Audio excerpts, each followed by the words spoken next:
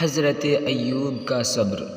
اللہ تعالیٰ نے انسان کو پیدا کرنے سے بہت پہلے ہی زمین و آسمان بنا لیے تھے، اور اس وقت انسانی زندگی ابتدائی حالت میں تھا۔ حضرت آدم علیہ السلام اور حضرت حوا جب زمین پر آباد ہوئے تو ان کے یہاں کئی بچے پیدا ہوئے۔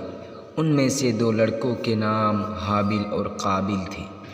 قابل عمر میں بڑا تھا، وہ کسان تھا اور فصلیں اگاتا تھا۔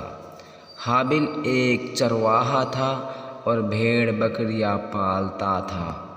حابل نیک جوان تھا جبکہ قابل ظالم تھا۔ وہاں ایک خاتون تھی، دونوں بھائی چاہتے تھے کہ اس خاتون سے اس کی شادی ہو جائے۔ اس طرح جھگڑا شروع ہو گیا۔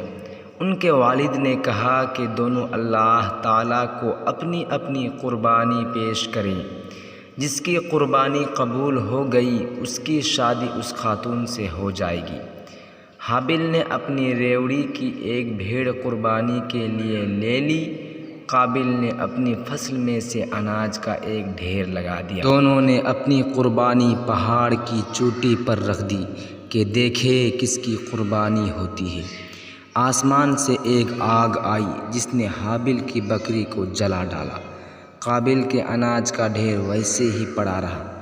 اس کا مطلب تھا کہ حابل کی قربانی قبول ہو گئی اور قابل کی قربانی قبول نہیں ہوئی۔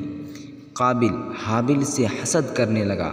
ایک بار اس نے حابل سے پوچھا کہ تمہاری قربانی کیوں قبول ہوئی اور میری قربانی کیوں قبول نہیں ہوئی؟ حابل نے کہا کہ قربانی صرف اسی کی قبول ہوتی ہے جو نیک ہوتا ہے۔ یہ سن کر قابل کو اس قدر غصہ آیا کہ اس نے حابل کو مار ڈالا۔ اب قابل کو سمجھ نہیں آ رہا تھا کہ حابل کی لاش کا کیا کرے۔ اسے ایک کوا دکھائی دیا جو ایک دوسرے کوے کے مردہ جسم کو زمین میں دفن کر رہا تھا۔ قابل نے بھی حابل کی لاش کو زمین میں دفن کر دی۔